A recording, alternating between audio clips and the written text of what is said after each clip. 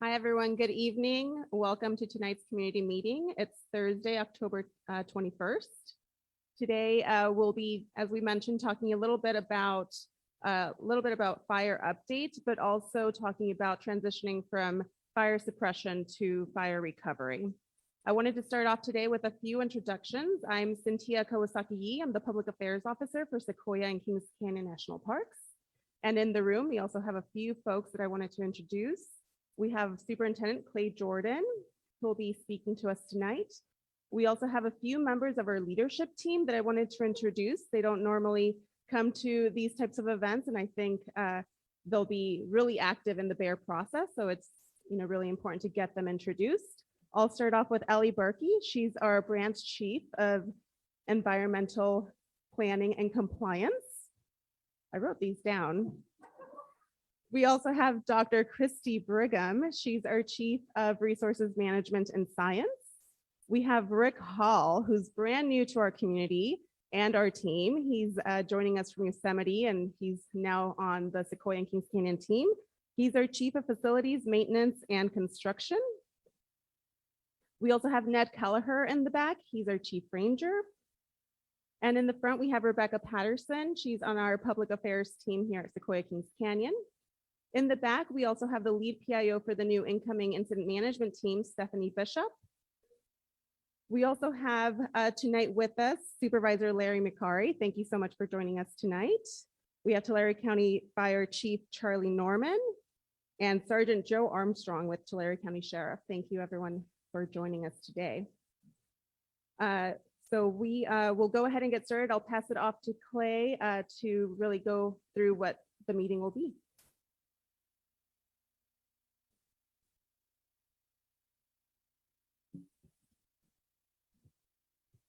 Okay, just come around here a little bit. So good evening, everybody, and nice to be with you under much improved circumstances. This, I think, is our public meeting number 8. And so this really, in my mind, is about a transition meeting. So our last 7 meetings have been talking about threats of the fire, potential threats to the community, and all that. And the situation has changed. And the first thing that I really want to acknowledge is the cooperative effort of so many agencies, so many firefighters and police officers and emergency services folks wear different uniforms, the federal level, the state level, the county level, all working together. And so really, I appreciate that, working with our colleagues with Tulare County Sheriff's Department, Fire Department, Office of Emergency Services, CAL FIRE, the State Office of Emergency Services, so many partners that have been working so closely with all the federal agencies, with people who have responded. I think I heard from 42 states of the country has sent people here to help us manage this fire. And so that's huge. And I think that's a good place to begin this evening. We're not out of the fire business yet. So we have our current operations section chief, who Chris St. Pierre, who's going to speak to that, what that status is a little bit. But then we're going to kind of transition then. We're transitioning from fire suppression to fire recovery. And so I guess also in the good news department is that we're not talking about recovery within the communities. We're not talking about rebuilding homes. We're not talking about rebuilding utility systems. We're not talking about, again, because of all the great efforts of so many people working together on this over the last 5 weeks. We have one of the best outcomes that what I could have imagined early on in this situation. However, when you talk about within park boundaries, it is a very different situation. And again, that could have been a whole lot worse. Most of our developed areas are mostly intact, but there is damage that's going to affect our ability to reopen and restore park operations. I understand that there is a lot of interest about that. I understand we have communities that are hurting economically. And so it is very important to all of us as community members, to be able to restore those park operations as quick as we reasonably can. And so we want to talk about that this evening. So after we get a current fire status update, then we're going to switch over and talk about damage assessment. And we brought in a team to help us with that damage assessment on federal lands. We have some Forest Service lands involved, a little bit of BLM land involved, but mostly again on the park. And so it is a team of specialists that will help us assess the damage to our natural resources, to our cultural resources, and to our park infrastructure, to help us to really assess what that is and to help us to begin with a roadmap to recovering those areas. And so Jack from the team, they just arrived yesterday and got settled in today. And so they're already getting their work underway. And Jack's going to walk us through and kind of talk a little bit about that assessment. And it's called a BEAR, our Burned Area Emergency Response Team that helps us do that and works with the park staff on that damage assessment. And then after that, we'll come back to me for my insights as to what that means, kind of interpreting that information as to what that means as far as restoring park operations in the weeks and months ahead.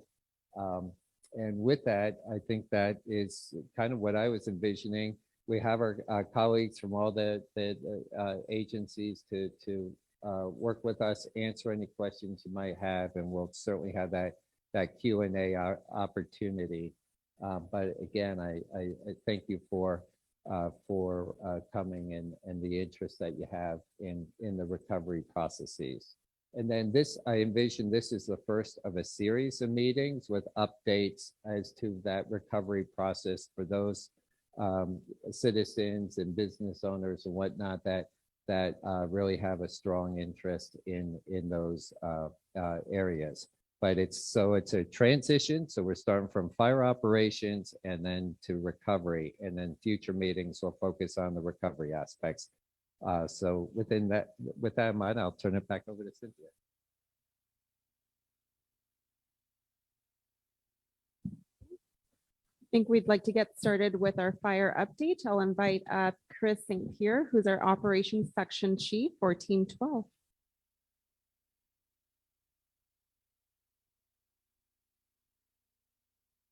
Thanks for that. Evening, everybody. Normally operations has a map to talk to, but given the intent of this meeting, we're gonna forego that. I've got a few numbers and a few notes just to keep us on track, but got a little brief update here. So acreage for our fire is currently at 88,307 acres, and we're at 60% containment. I'll talk briefly about suppression activities. And so we spent a lot of time over the last several days taking advantage of the weather opportunities that have been positioned in front of us. I'll go over a few brief things that we've been spending a lot of time with, and that's protecting the outwell growth. And so we're really feeling good about that, mitigating the threat to any further fire damage in there. But today and the last several days, we've been running aircraft in there using water dropping helicopters and crews to suppress any fire that's currently advancing into that location. The second one is in the giant forest growth. So today we're using a trail system to ensure that fire doesn't continue to move further to the north in that location.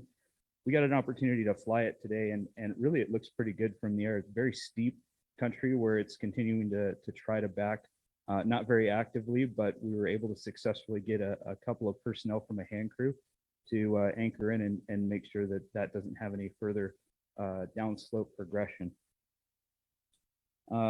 Moving on, another priority for us is the fire at the furthest south end of the fire, and that's below the Mineral King Road. So a lot of opportunity in there. Fire looks very, very good. It still is holding in the creek and looks to be like there shouldn't be any threat of that crossing in the near-term future. So transitioning over to the intent of this meeting, and that's trying to restore park operations. Big part of why we're here is to ensure that we start continuing to do the suppression and repair work that has been happening over the last several weeks. And so we've got a couple of priorities over the north and south, and it's such an expansive fire that I'm not going to go over all of those. But today we started working around the Hume Lake area and in making sure that we had any of those dozer lines that were around there repaired. And so what that means is we're taking bulldozers and putting water bars in there and ensuring that there's no water runoff that's going to damage the land any further. And then we've got some other excavators, some heavy equipment that are in there to make sure that the berms are pulled over and any piles or any slash that's left over is kind of covered to help that erosion control and make those things disappear, if you will, over the landscape over the next several weeks and months as we go into winter. So big priority for us is to get around that north end and south end. Lots of dozer lines, lots of hand lines that are out there, but we're fairly confident that we're making good progress over the next several days and into the next week coming up. And then the last thing that I'll mention before stepping out is the large amount of hazard tree mitigation that's going on. Currently, we've got a lot of fallers that are working on the General's Highway, and they're going to continue to be working north of where all the switchbacks are, ensuring that road is nice and safe, so that as responders are going up and down, putting out any hot spots and repair efforts are happening, that it's safe for those folks to continue to do those efforts. That's really it for me for an update. Can't tell you how excited we are to be here. It's such a great opportunity to work in this location. Thanks for having us.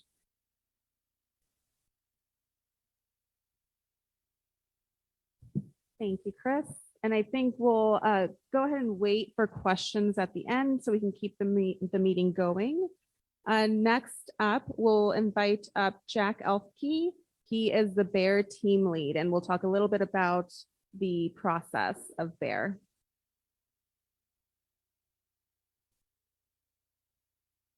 All right, thank you. Good evening, everybody. My name is Jack Elfke. I'm a recently retired National Park Service career employee, last up in the state of Washington. And by chance, I was down here a year ago for the Castle Fire doing this very same thing. So didn't expect to be back. I'm just going to talk pretty quickly about this process. Clay mentioned the BEAR process, BAER, Burned Area Emergency Response. I'm just going to go through what that is, what we focus on, and ultimately where we hope to end up with that. So just some terminology. You just heard about suppression repair, suppression rehab. That's not what we're up to. The BEAR team is really up to these two in the middle, and I'll explain them in a little bit more detail. But emergency stabilization, you'll hear that term, and the acronyms are ES or BEAR, and then burned area rehab. And I'll explain the differences in a minute. That really is our focus here over these next 2 weeks about that we're going to be there. The longer term restoration, Sequoia restoration, that's not something that the BEAR team will really get into. It's really just those middle two. And then to just explain what it is, you've all been living for whatever it is, 5 or 6 weeks under this emergency situation of a going fire threatening. That emergency doesn't end when the storm comes through or the fire is out. There's ongoing emergency really continues in the post-fire world from storm events and so on. And so that again is what the BEAR team is here to really dig into and try and assess. So for emergency stabilization or the BEAR part of it, we're really looking at the emergency treatments to minimize threats to human life or property and to stabilize and prevent unacceptable degradation to critical natural and cultural resources. It's primarily in the park. And so, and not to be overly dramatic, but I mean, this is real life. An example, the Thomas Fire from a few years ago. The fire itself, unfortunately, killed 2 people, but it was the post-fire events that killed 21 people from flooding and debris flows. And again, that's really what our team is looking at, is the things, these post-fire concerns that you're going to be faced with, as well as some of this dramatic, damage to infrastructure and such that can occur following a fire and storm events. The other piece of this that we're looking at, I mentioned the burned area rehab. That's really looking at some of the ecosystem pieces that where areas that might not recover naturally, that may need a boost from some kind of treatments we propose. And then also the infrastructure. Clay mentioned a fair bit of infrastructure that may have been damaged, the trail system, bridges, structures and things like that. We'll take a look at that as well under the separate program.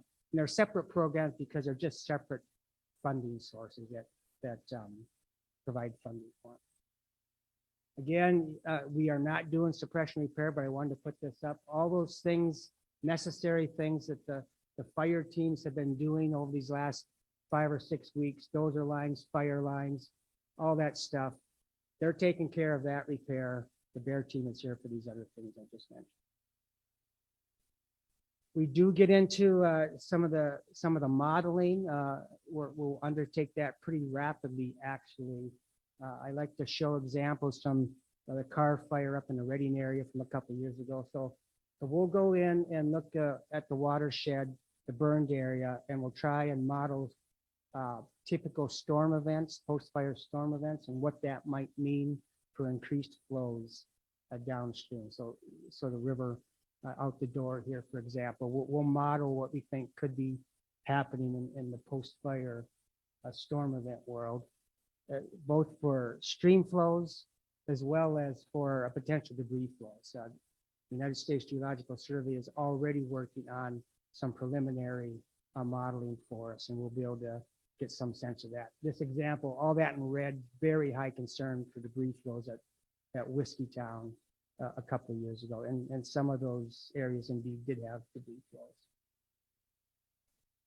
I'm not going to go into the finer detail of this, although I'll gladly speak to you personally if you'd like to afterwards. But there's a whole suite of things we're going to be looking at, these critical natural and cultural resources, infrastructure, and things that we might possibly come up with. The road system, culvert system, very important that stuff gets looked at to be able to deal with potential increased flows, warning signs, hazard tree mitigation. You've heard about that already.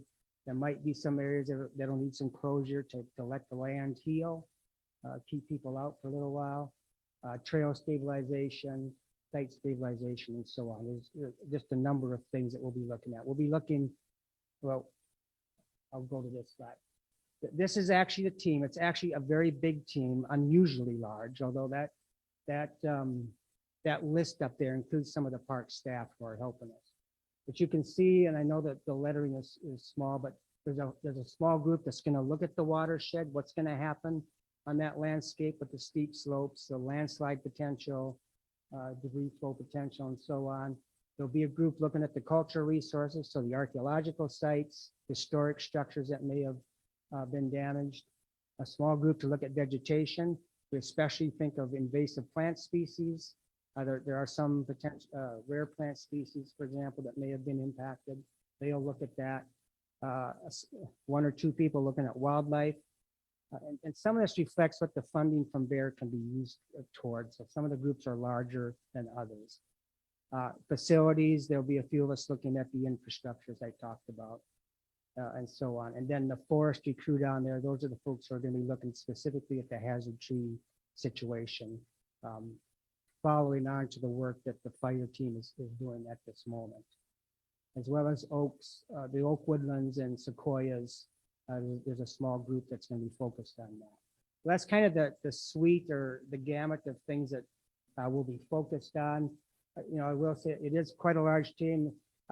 There's 4 different federal agencies represented on this team. There's a tribal person from the state of Washington on this team, and then someone from the Nature Conservancy. So it's quite a spread of folks, all with varying expertise.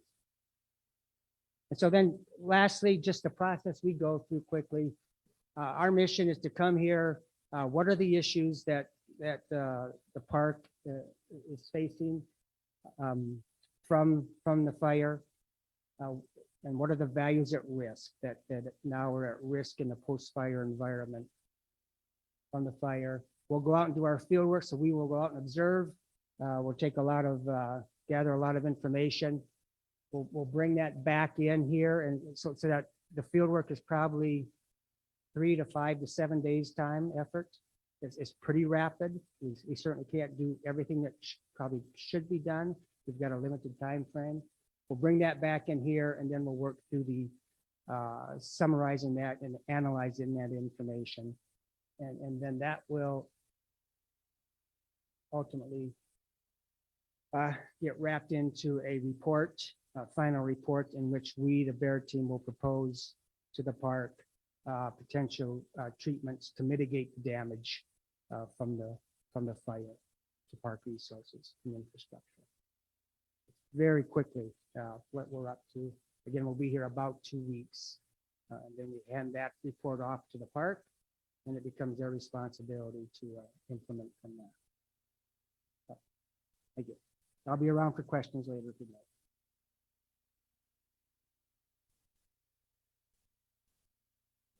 Thank you, Jack. Very informative. I'll go ahead and bring Superintendent Clay Jordan back up to talk about the process for reopening the parks.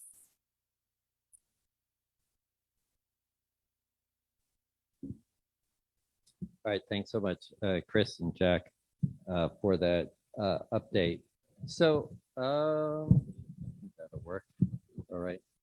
So what I thought I'd do is there's been a lot of interest is what has been the damage within the park. And so I thought I'd tell you a little bit of what we know by category, you know, and then Jack's team is really going to drill down and quantify that and help us attach some price tags to some of that, et cetera. But first of all, as far as private property, the losses were limited to one cabin in the Oriole Lake, which, from my understanding, has not seen much use in recent years, and it was, but that was the only loss of a substantial cabin. Also on a neighboring property at Oriole Lake, there was an outbuilding that was lost.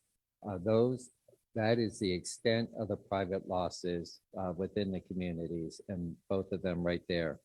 So overall, really good news there, I think.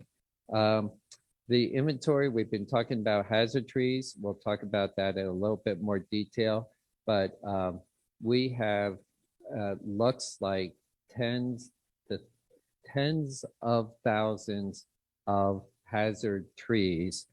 These are trees that are either along roads or near structures, or we're not talking about trees in the backcountry. We're not talking about trees that may be a hazard to people hiking, but in the front country, we have large numbers of trees where the fire burned very intensely near our infrastructure. And that's pretty problematic. We have road slopes. Jack was talking about doing the modeling for the hydrology and debris flows. And that's because we have a lot of those steep slopes along sections of the road where the roads where the vegetation was burned off and left bare slopes. We know you combine that with rain, snow, precipitation, that causes landslides, that can block roads. Under the worst circumstances, it can even undermine roads and take out sections of the road, which is really a big problem for us, and cause other problems. So we know we're dealing with that. We have a loss of some utility systems, water systems, wastewater systems up around Lodgepole. Grant Grove suffered some damage, not directly from the fire, but from the firefighting activities. Some road damage that we're aware of, probably not anything that is going to put us out of business for very long as we don't lose some sections of the road in the weeks or months ahead, but some damage that we're working with there.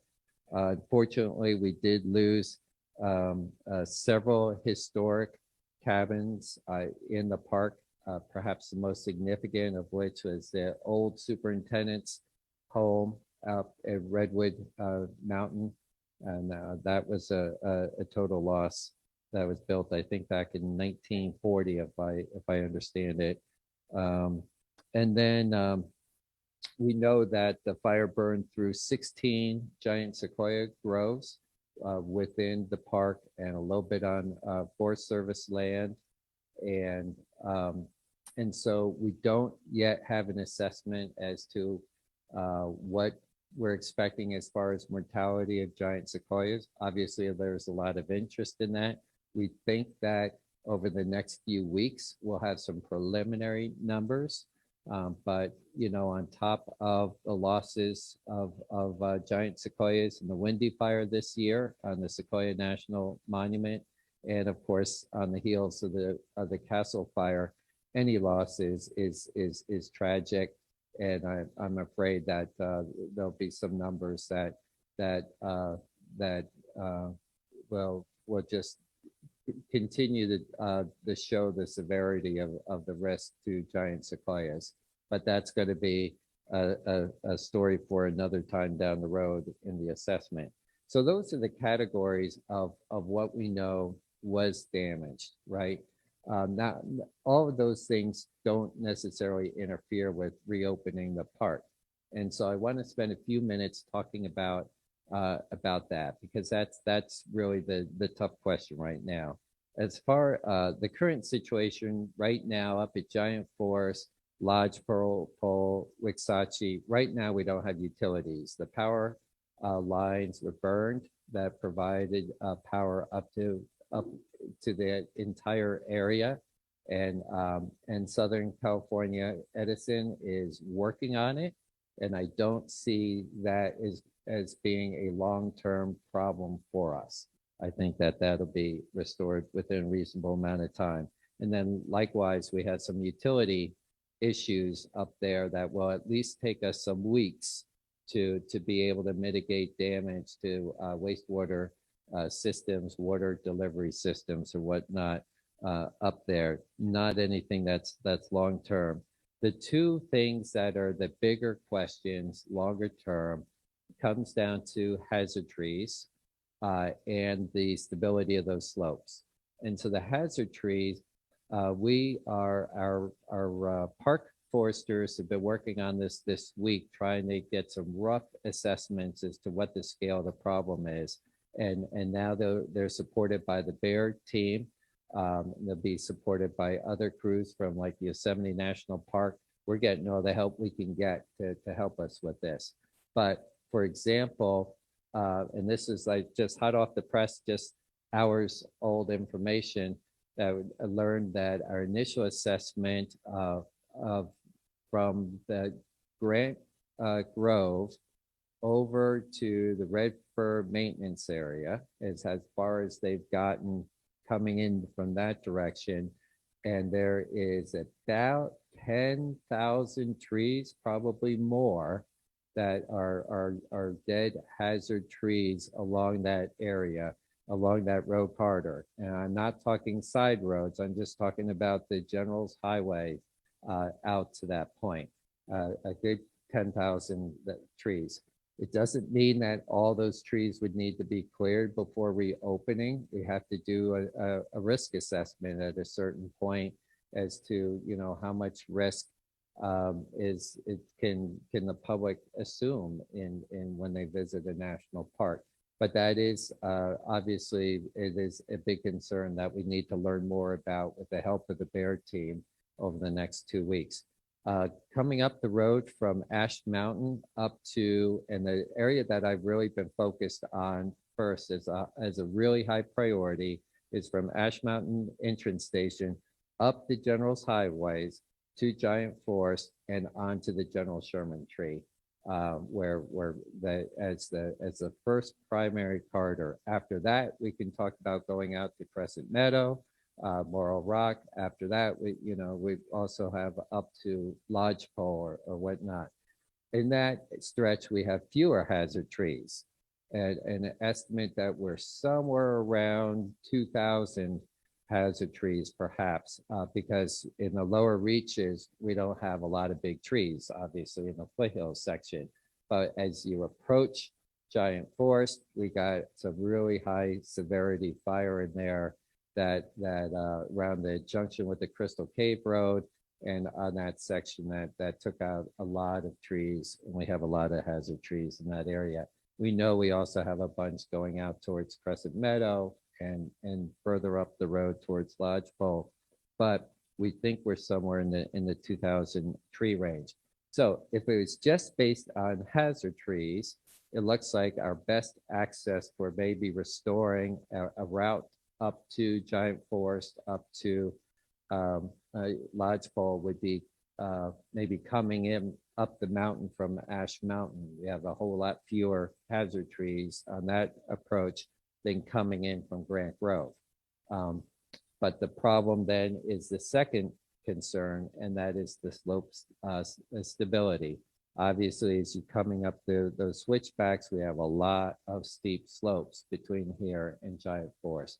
And that can be what can really put us out of operation for significant amounts of times, especially if it's an ongoing problem where we just keep having debris into the road with freeze and thaw over the winter, obviously precipitation events and that sort of thing. This is where the Bear team's going to be really helpful. And the good news, bad news is we have a rain event, right? A significant storm event coming Sunday, Monday.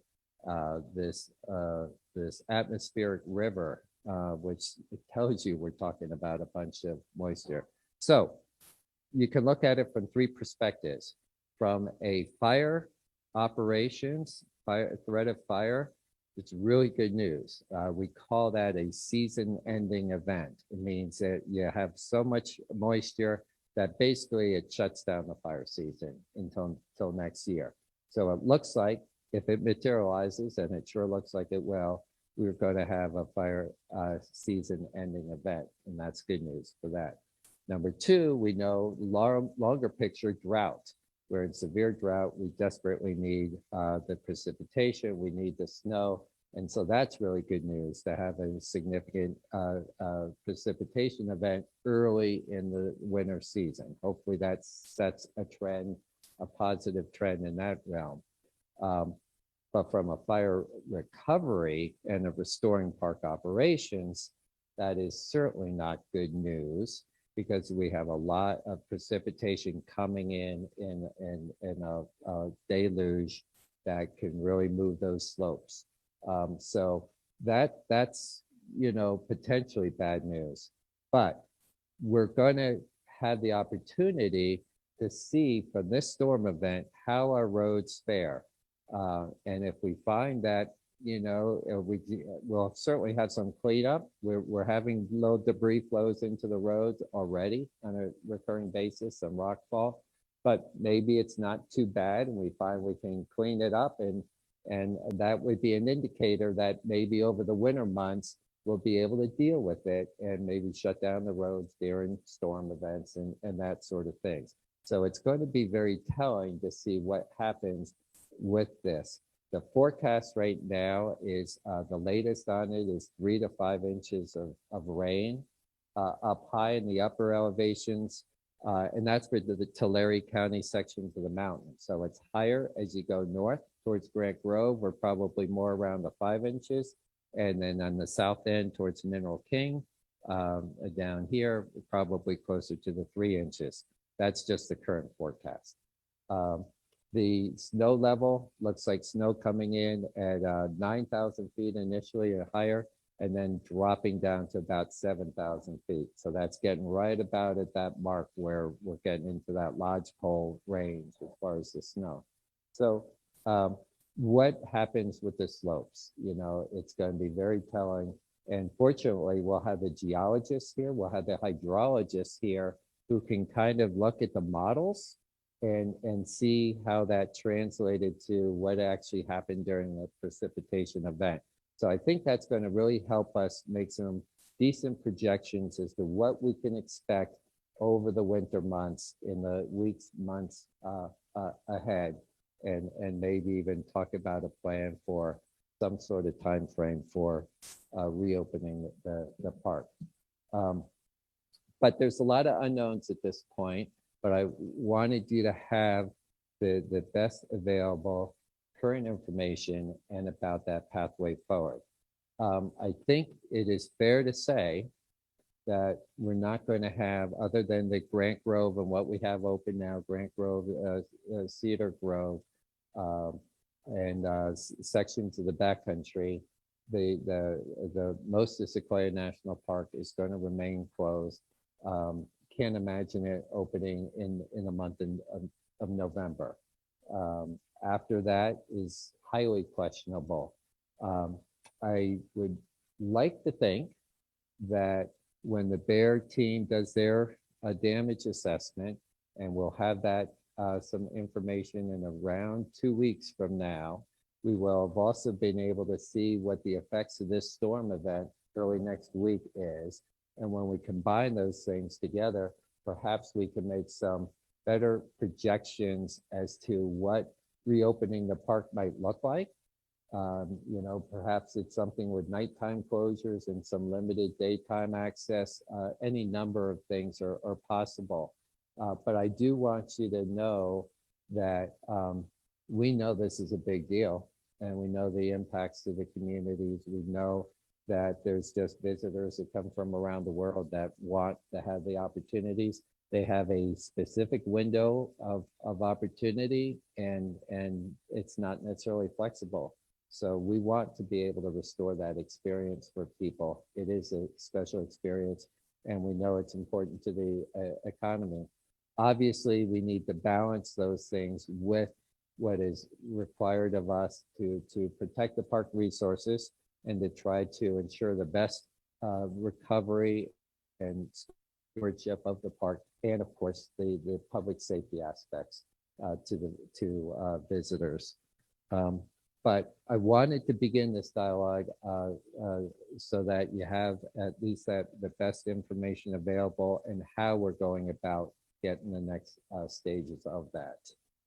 And with that, I think we're ready to take any questions and answers for any of us, the Bear team, our colleagues from other agencies, and of course for me or other staff in the park.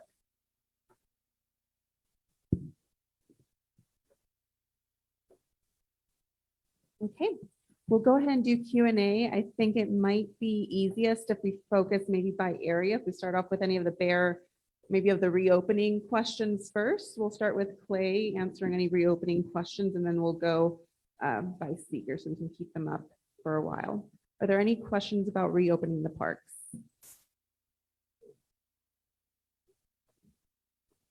And we are live streaming on YouTube and Facebook, so please speak into the microphone. Clay, the only thing that's open is the South Fork right now in the park, right? The road's just awful. Is there any way we can kind of get that fixed a little bit? Yeah, and actually, South Fork, have we opened that up yet, Ned? Okay, yeah, we have, and you know, maybe John, it's Got a lot of iron. yeah, and it's something, the heavy equipment is probably going to be addressing these landslides and that sort of thing up there. The worst condition I've ever seen it in. I've been on it and not long ago, and I know what you mean, and it is a little bit rough. I'll also say, though, you know, of interest, we've been talking about the General's highways as far as hazard trees. We also know the Crystal Cave Road, it has probably thousands of trees right there alone. I'm very concerned about the Mineral King Road. I'm very concerned about both hazard trees along that, and also the potential for those debris flows blocking access up to Mineral King. Huge concern for us. And it's not just the General's highways and the main body of the park, but also access to the Mineral King community and those trailheads up there is something that we're also really focused on.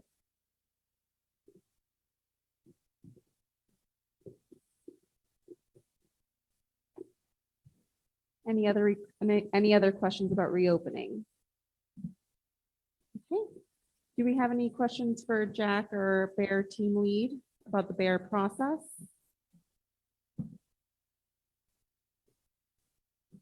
All right. How about fire update questions? Any fire related questions? Okay. Chris, if we could have you come up to answer fire related questions, please. As you know, I'm Sheila Stone with the Chamber of Commerce, so I can't focus on one person, so I'll just group everything together. First of all, thank you very much, Superintendent Jordan. We asked you to host this meeting and you came forward and did it for us, and we greatly appreciate you fulfilling that request. I'm not surprised that the room is fairly empty because everyone's feeling comfortable in their own home and watching you on Facebook and YouTube and whatever else. So I expect that future meetings will probably be the same.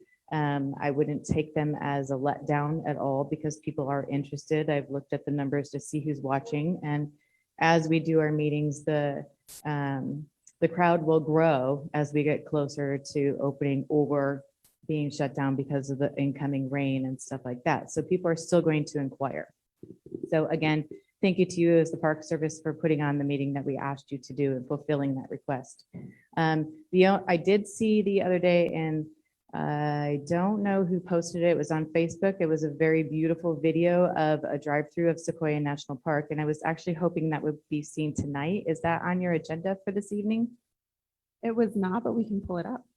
Okay, I think that would be really important because I almost missed the video myself. And one of the things that we asked you is that we need to show people why we're closed.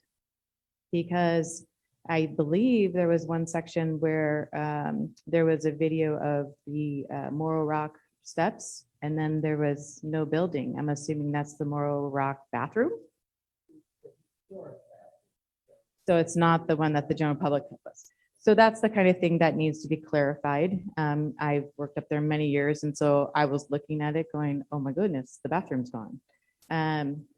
So that would be wonderful if you could pull that up for people that are watching tonight. The Chamber of Commerce wants to do a small plug that we are doing a fire relief fund for the businesses in town.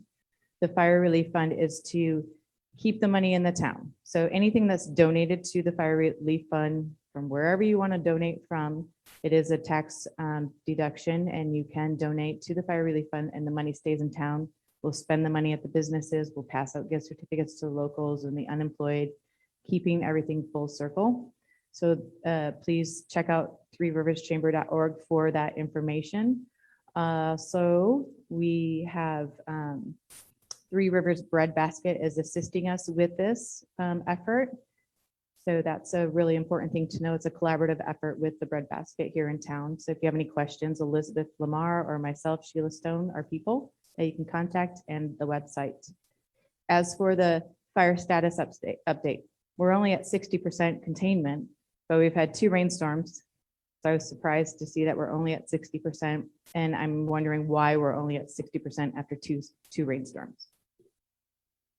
Thank you for your time.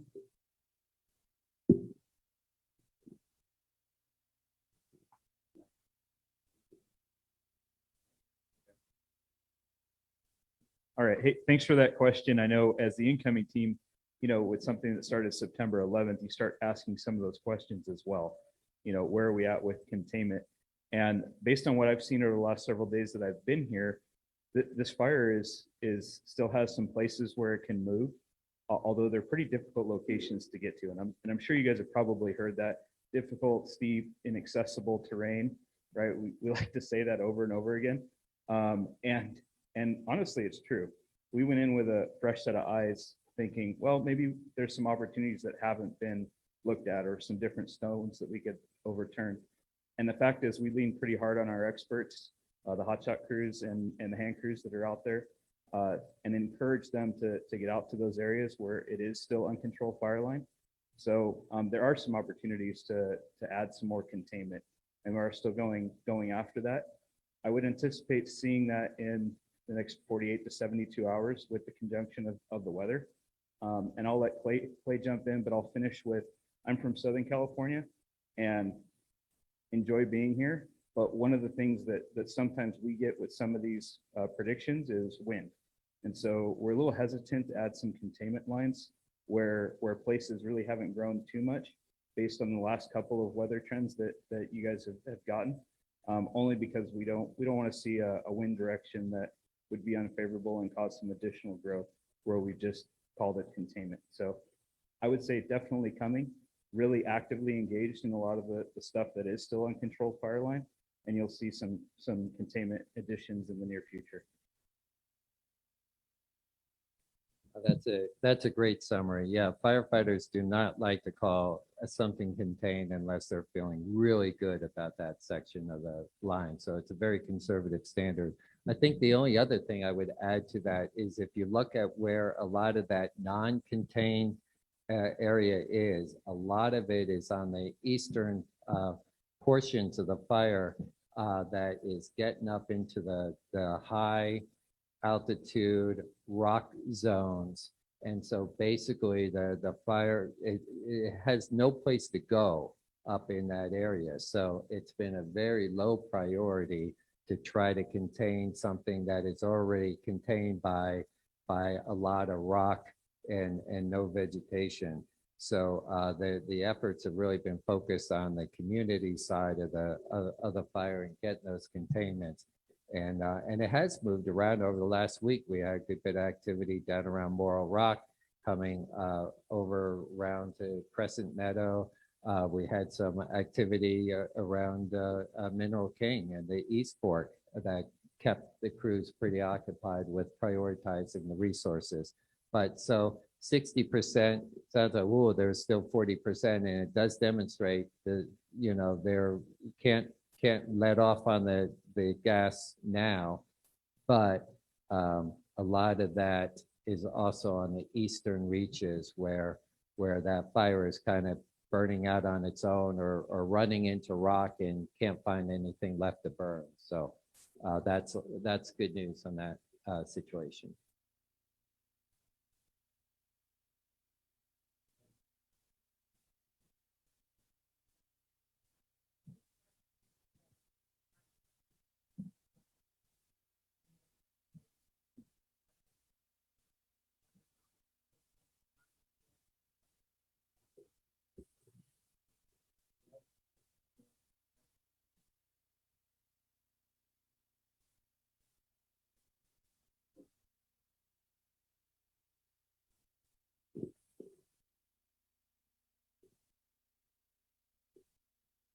Thank you for the question. So Kings Canyon National Park is open for the most part. You can go up to Grant Grove, you can get to the Grant Tree and the Columbine picnic area. You can go down to Cedar Grove and enjoy that. We have no camping open right now. All of our camping is closed, so there's no overnight stays in those areas. The areas along Generals Highway South is still closed, so that from the Y south through the Generals, all in that burn area is still closed. Does that make sense and answer the question appropriately? So that's the intersection of Generals Highway and Highway 180 in Grant Grove. So everything south of that is closed on the Generals Highway, which comes down through the majority of the park and down into Ash Mountain and Three Rivers. The Delaware North facilities open at this time. Okay.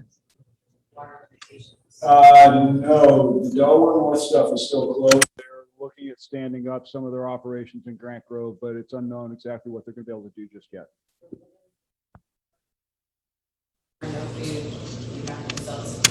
You have to be self-sufficient, yeah. And so bring a bottle of water, bring a picnic lunch, those sorts of things. And as soon as we can get the facilities back up and running, we will be doing that. Thank you. Yeah, as far as the potable water at Grant Grove, I think that's going to be resolved in the time frame, maybe even of days. You know, so it's a pretty short-term thing, and then there should be regular bathrooms available. And I think Cedar Grove, is that also boiled? Yeah. So same situation in Cedar Grove. Yeah, once you have a disruption of your potable water, you have to go through a lengthy state-required testing process that takes quite a while to meet those safe water conditions. Any other questions? We can roll this, and I think it's 10 minutes.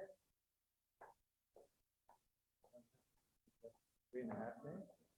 All right, it's a little less, it's about a little less than 4 minutes.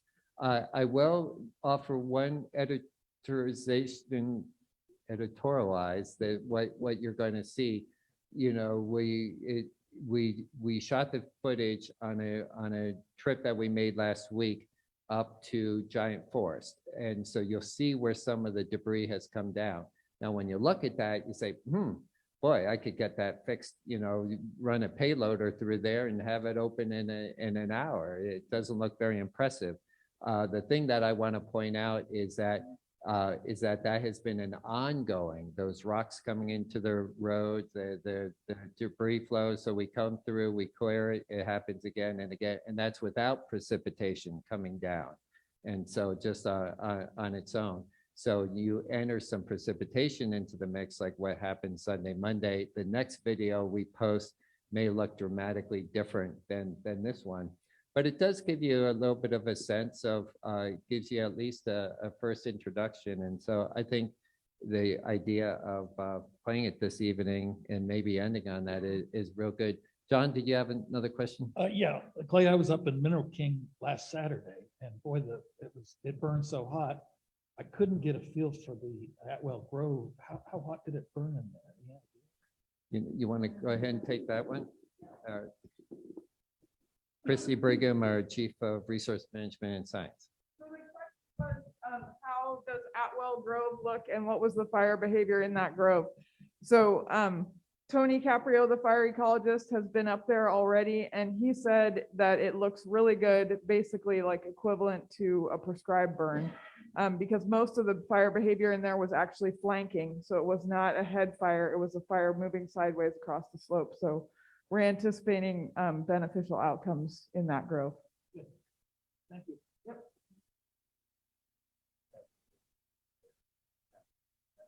Yeah, it has benefited from past field treatments. Hang on, Sheila.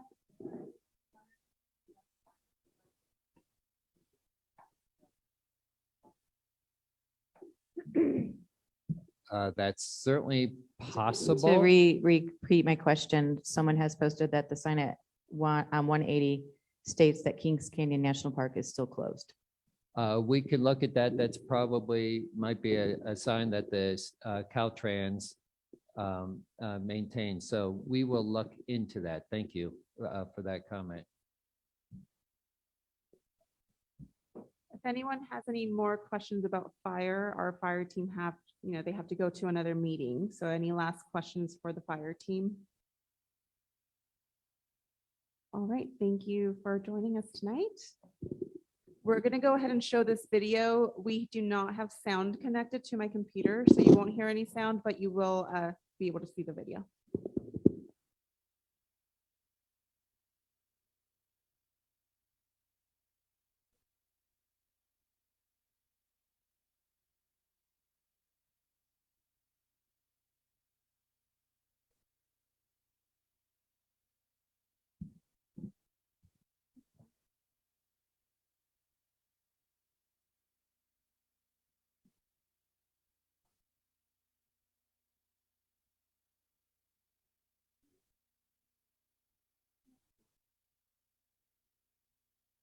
No sound, but you'll get the video.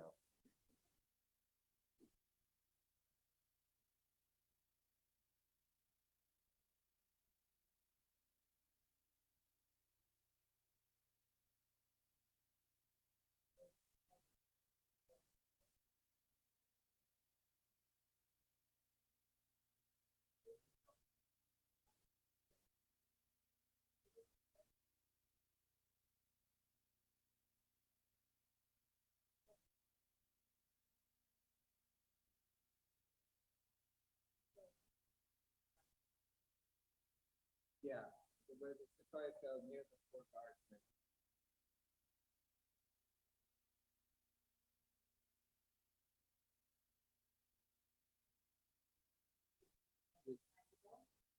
Yeah, here's your Fort Guardsman, right?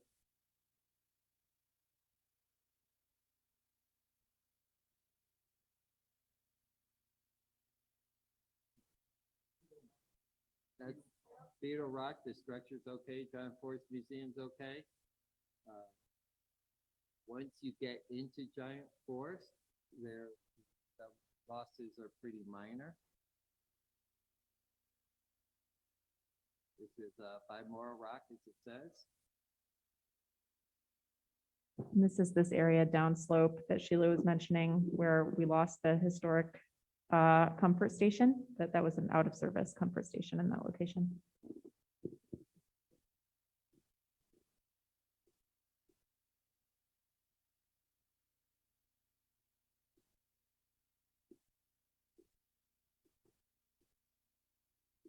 Where's it? Crescent Meadow.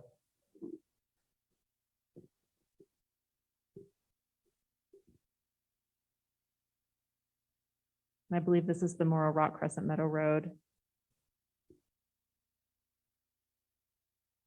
And where it says just north of Lodgepole, a lot of this is filmed along a utility road up near Redford. So obviously really high intensity fire area.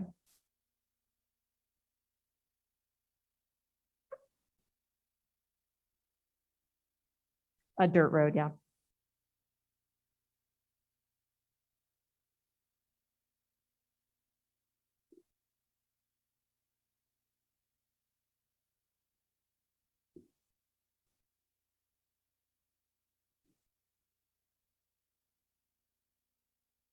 And anytime you're up in the park, you ask the firefighters, if you've been up there, you just hear trees coming down. That's how many there are. And it's just always the sound of a tree crashing down in the forest. Some of these roads where we're showing the chainsaw work, they had already been cleared. And these are just new trees that are just constantly coming down.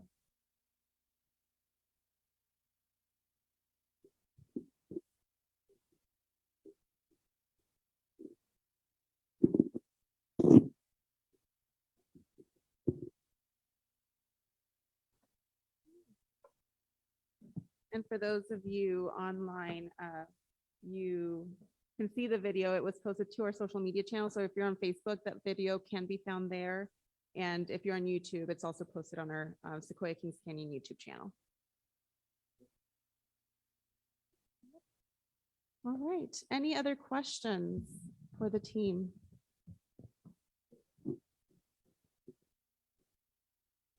You're not. But I can.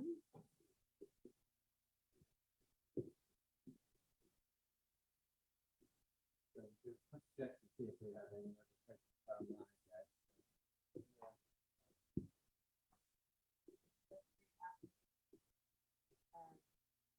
I'm not gonna ruin any last names, so I'm just say a gentleman by the name of David is confirming that December will be the earliest the Ash Mountain entrance station will be opened at the earliest.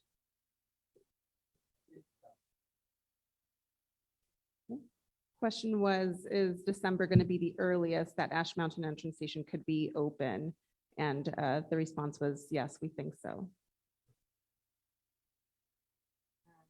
Question that hasn't been answered is there any potential to open at the Y to get to Montecito area?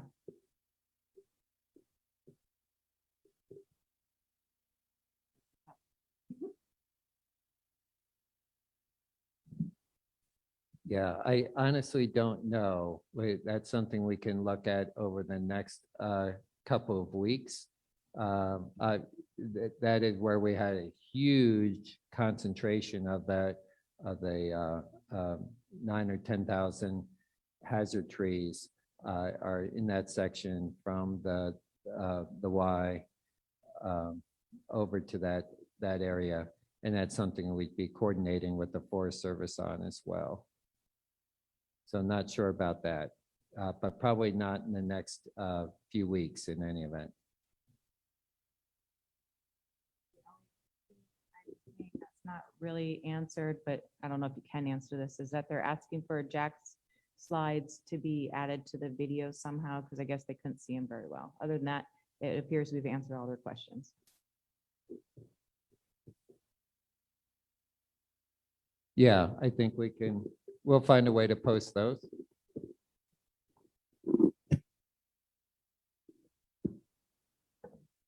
All right, if there are no other questions, we can go ahead and conclude this meeting. Thank you, everyone, for coming out tonight. Thank you for those online for joining us. We hope to have another one of these meetings in the next couple weeks, once we do get that report back, and we'll be inviting you all back to join us then. Thank you.